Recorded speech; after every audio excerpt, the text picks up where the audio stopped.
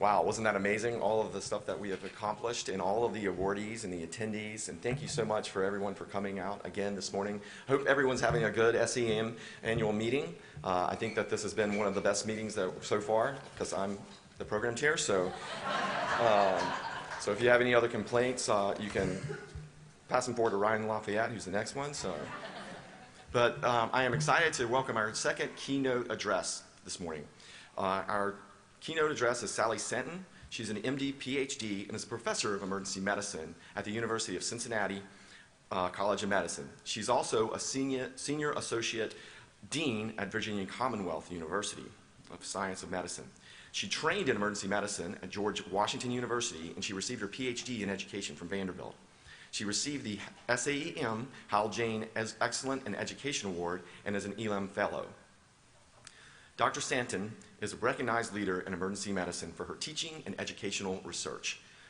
Her expertise in medical education research includes assessment and program evaluation across the continuum from medical students to practicing physicians. She has published more than 200 papers, including over 30 papers in academic medicine, as well as perspectives in JAMA and the New England Journal of Medicine. Please join me in welcoming Dr. Santen to the stage.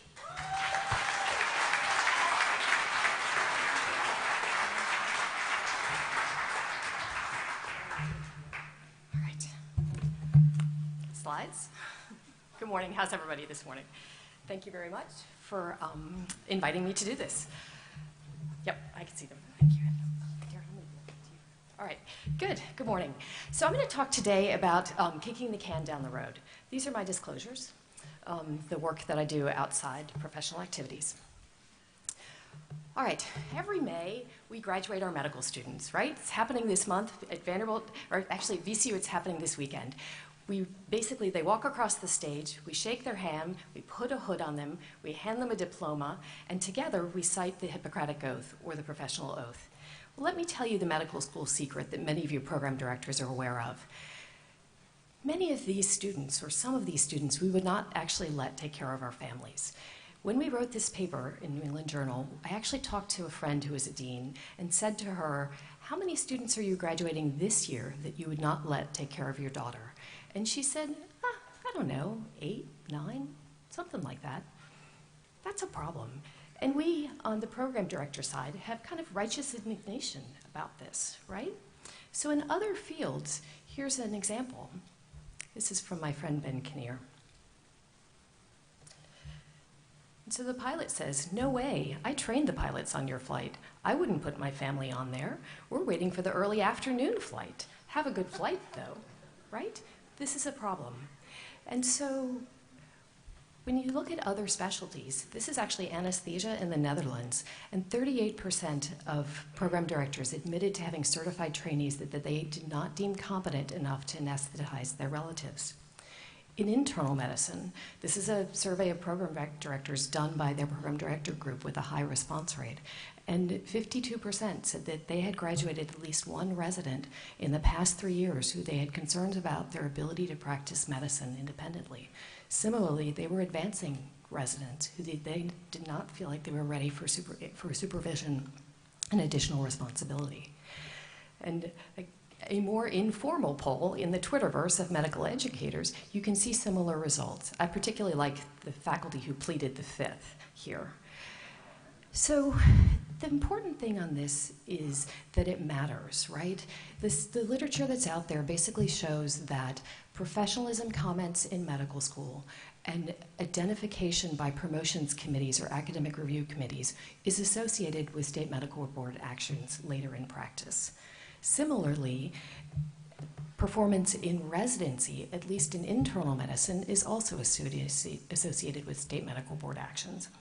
So these trainees who are allowed to go on, to whom we kick the can down the road, it matters to the patients that they're taking care of. So I don't want this to be completely depressing. And when I actually practiced this at Ohio State, I got a lot of kind of frowny faces, like, what are you talking about? I actually want to talk about how we can improve all of our education, how we can do better, both for the trainees that we might be tending to kick down the road, but also how do we improve education across the board for everybody. I'm going to start first for the barriers or the reason why that we think this happens. And so the first one is, we're a compassionate and a helping profession. Like, we want to help people get better, right? We want to help people go along. And if we put a resident or a student on remediation, we feel badly, right? We feel badly for them, we're uncertain. It doesn't feel good in our compassionate part, but we really do need to step up and do it when it's necessary. Part of the concern is actually debt and cost. If you dismiss a student, they have hundreds of thousands of dollars worth of debt. Or if it's a resident, it's the same thing. If you ask a student to do an extra year or require them to, it's additional cost that they incur. And similarly for programs or for institutions, if you extend the training of a resident, that's cost for the institution in general. And so debt and cost is an important issue. Mental health is a significant area of concern in this field, is that there is this kind of interdigitation between mental health and performance, and we may not dismiss residents or students due to mental health issues such as depression or borderline or substance abuse, but we do need to act on the performance as it comes out, and so trying to disarticulate mental health from performance is important. There's also the issue of the process of dismissal, particularly for medical schools, but also for residencies. What's the process by which this happens? In the medical schools where I have been, often a student has been put on probation or has been dismissed, and then the powers that be, such as the dean, says, oh no, there's not enough evidence, and bumps it back down. And so we need to be very clear about the process of dismissal. And in that is engaging our leadership, the deans or the executive committee who's going to make the decision. For a residency, it's going to be the competency committee, the program director, the DIO, and up from there. But everybody needs to be engaged in this process. And the main concern is legal concerns, right? People are afraid of getting sued. What is reassuring in this is that although the legal suit is a bad thing, in general, educational institutions do not lose these suits based on the decisions they make. They lose the suits based on failure to follow due process. And so the legal concerns are concerning, but we need to be careful with our due process for this. Oops, sorry. And the other thing is reputation and accreditation. So if that dean who I was talking to decided that year that she was going to extend the training of those eight students and not put them into residency, I'm not sure the program directors would have been particularly happy. I think the LCME would have said, you're on probation. And so there's this whole kind of system that prevents us from addressing the problem. Similarly for residency, if a residency decided that they were going to extend a resident for a couple months every other year because they weren't quite ready, it's possible that the ACGME would have issues with that, and clearly their reputation would be a problem. So these are kind of systematic changes that prevent us from addressing the issue of kicking the can down the road. And finally, there's the issue of measurement precision. And it is to say that I think that when it comes time to make these decisions, we don't necessarily feel comfortable with the data that we have. And is there really a difference in a milestone between, 3.5 and 3.2 that we would stop a resident from progressing, or that we would dismiss a resident? And so measurement precision is really important, the trustworthiness and the information that we have so that we feel like we can make good decisions. So those are the reasons that these things happened, and I talked a little bit about some of the solutions along the way, but I want to focus on three things. And I think these three things will help us improve all of our educational process, as well as help us prevent kicking the can down the road. And so the first one is the handover space, right? So there's a gap. There's a gap between medical school and residency, and there's a gap between residency and practice. And in that gap, we lose information, right? So students are doing whatever they're doing in medical school, and then they start residency, and there's a gap of information in terms of the transfer or the handover that happens. And the same thing happens when we go from graduate medical education into practice. And when you think about it, the current data that the medical schools are giving the residency programs is a little bit suspect, perhaps, in terms of the trustworthiness of it. And so it's important to be thinking about, can we do a better handover? So the data that we're using for the residency program selection is actually not that great in terms of the correlation with intern performance. So when you look at the MSPE, step 1, step 2, et cetera, slows, those are actually not very much associated with intern performance in terms of the milestones. And so the data that we're using is not good in terms of guiding the resident or the intern when they start. And so instead, I think we need to have a very intentional handover.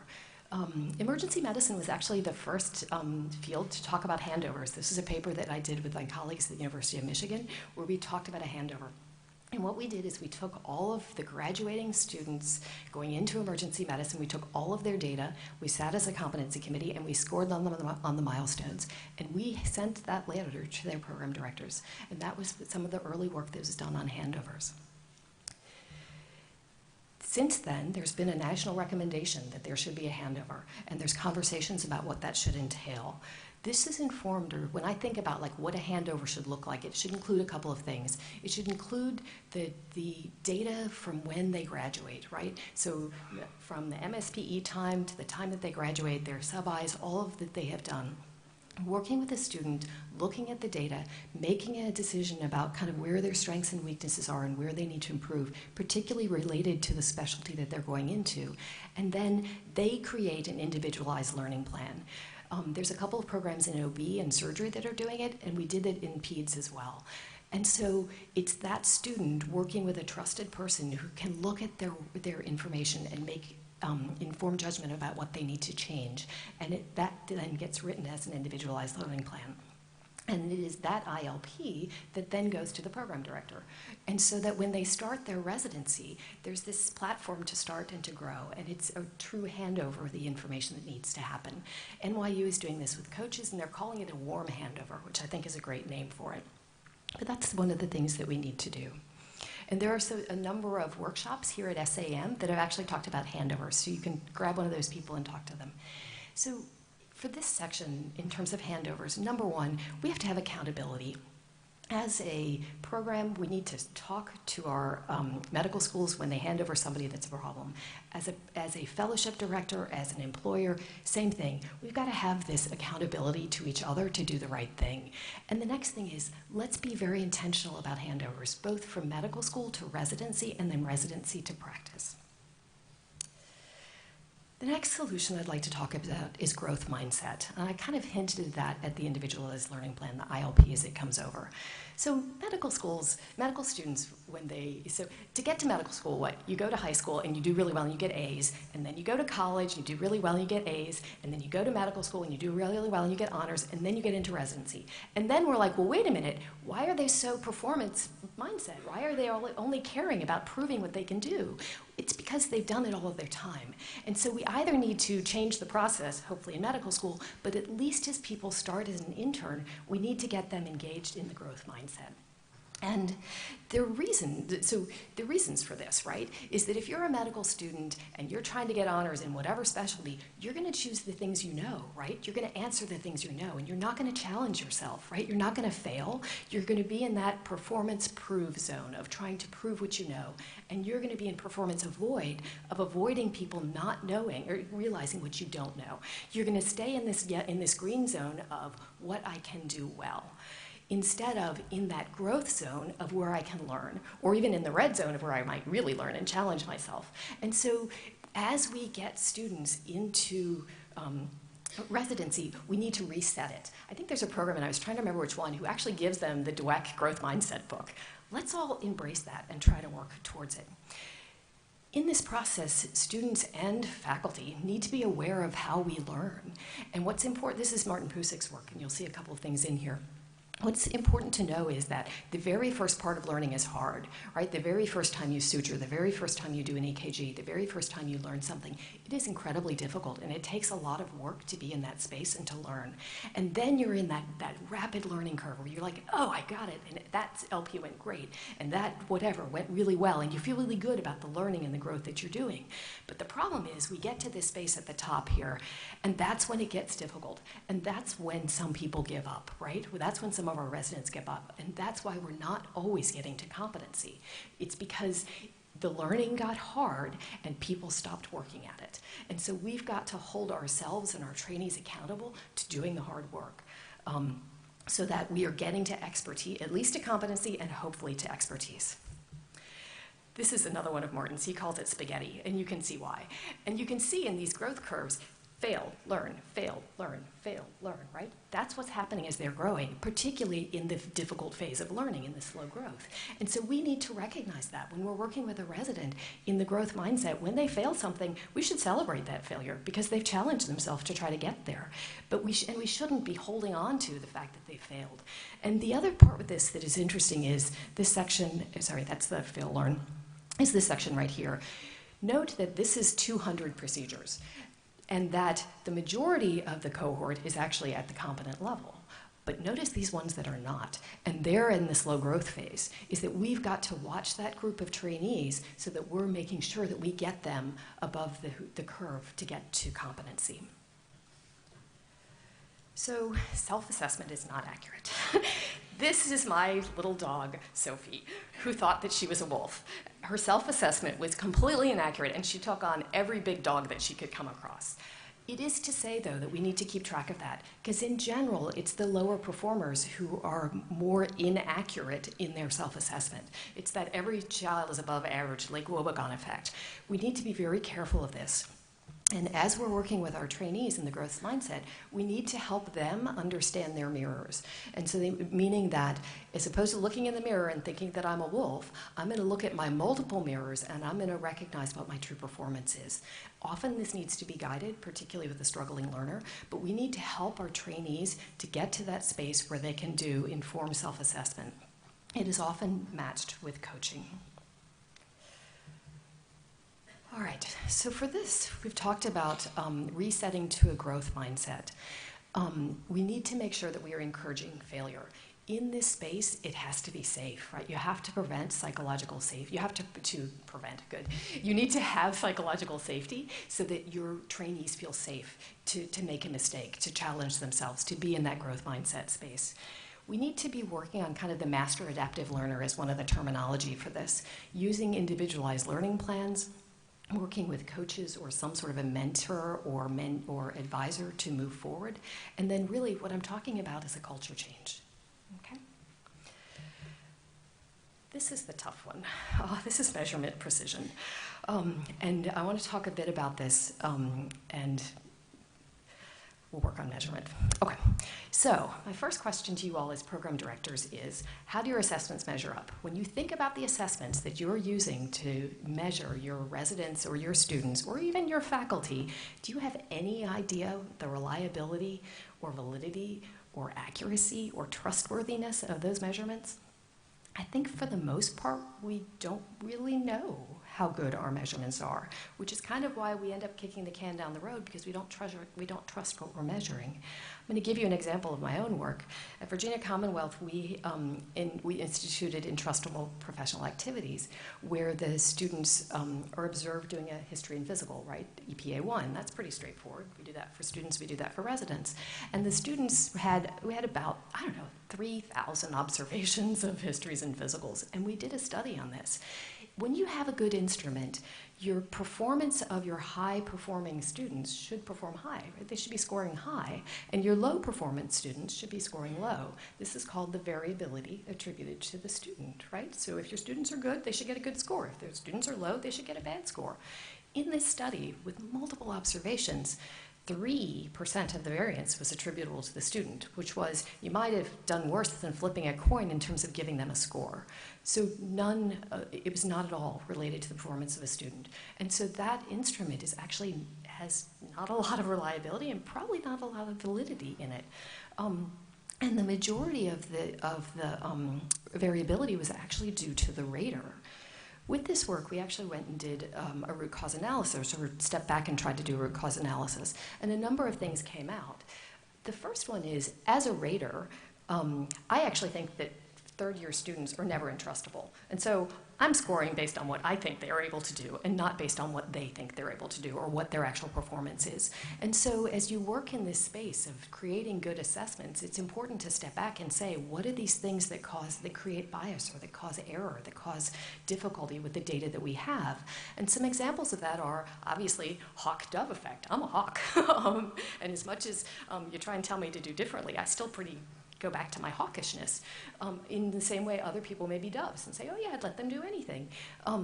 It's the frame of reference, right? My frame of reference is that students probably are not entrustable. Maybe at the last year, the last month of their medical school I might, but in general, there's this frame of reference thing. There's also kind of a sense of like rater training. You know, do we train our raters well? And that's a whole category of people that leads to this variability and this error. Similarly for students, like it could be that the case that I observed was incredibly difficult and you wouldn't expect the student to do well, or it was a simple case, or it was a pediatric case and they've never done peds, right? So all of these things contribute to the variability and the noise and the error of the instruments that we do.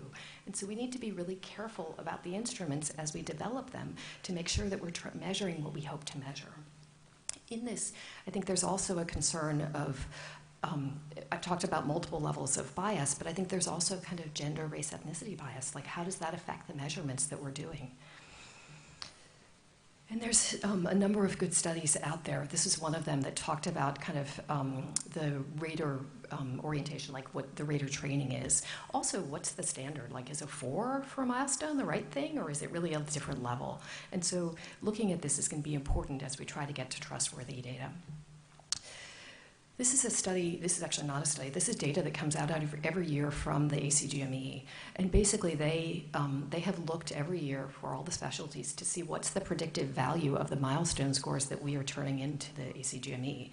And basically what it shows is that at the end of the first year of residency, and even at the end of the second year of residency, the positive predictive value of not making that level 4, which they're supposed to get for graduation, is actually really bad. So even though we're using our milestones for assessment and for deciding whether or not people can progress, the data may not be that good in terms of knowing whether residents are ready or competent.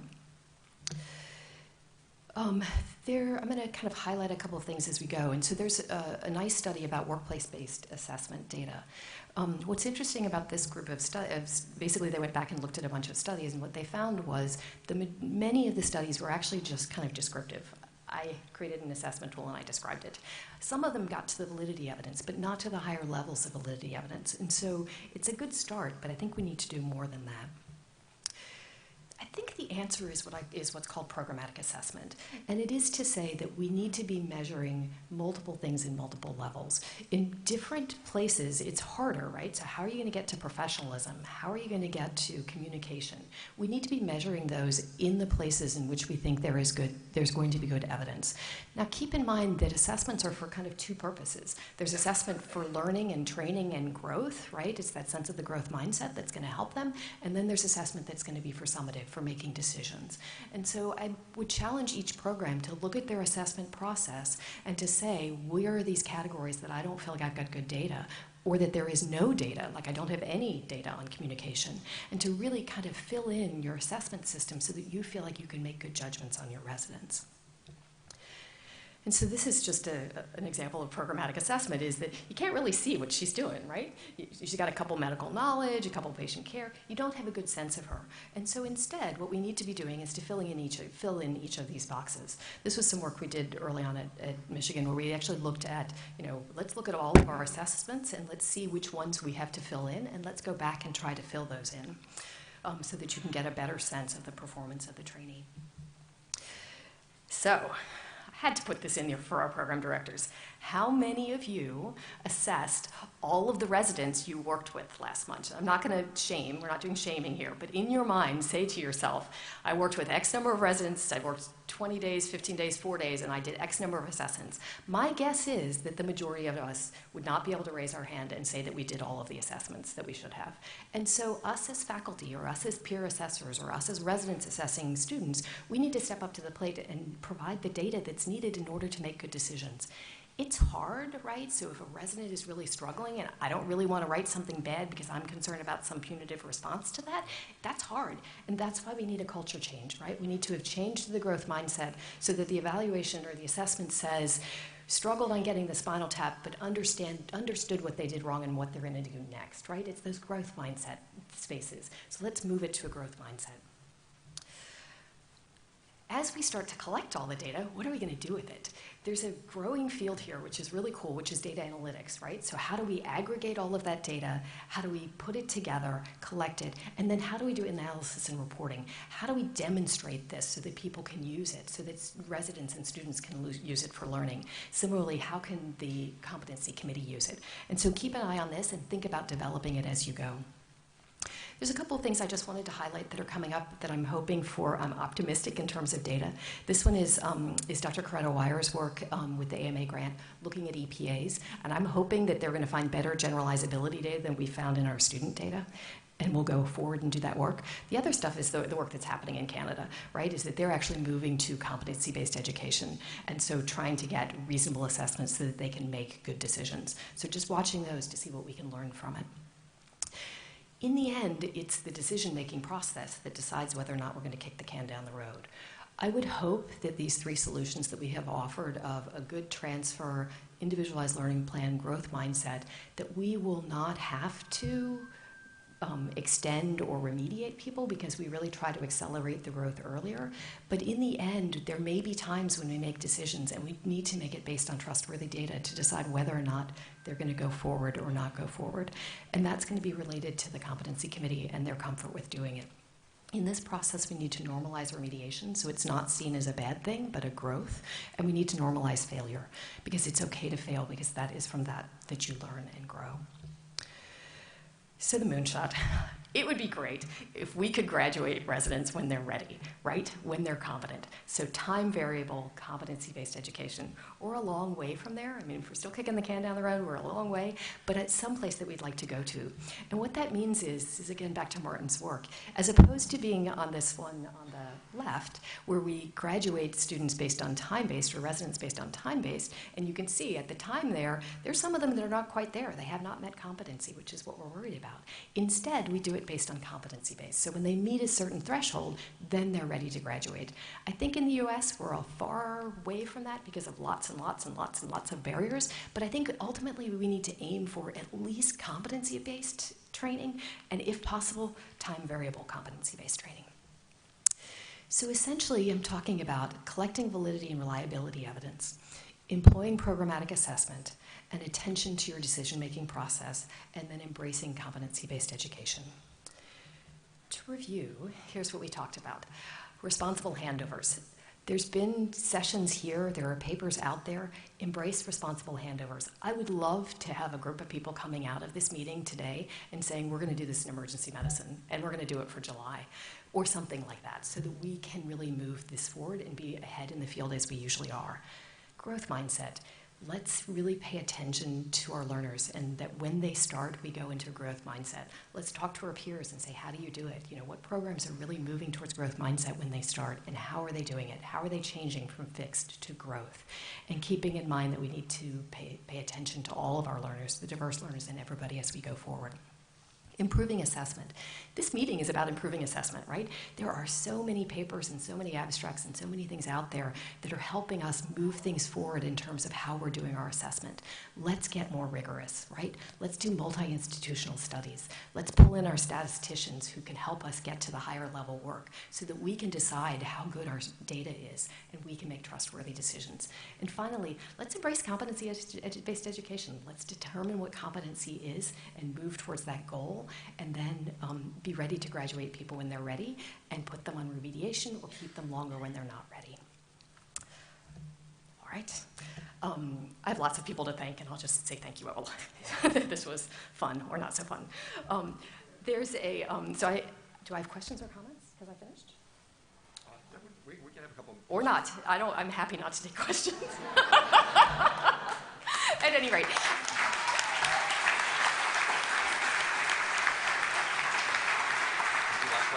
I don't know. So there is a comment code. It's a QR code. It's just an open box. Love to hear from you. There's also Twitter, so feel free to Twitter. I think my good friends have actually tweeted out the kicking the can down the road, and please let's engage in a Twitter conversation of what we can do better, or contact me by email if you want.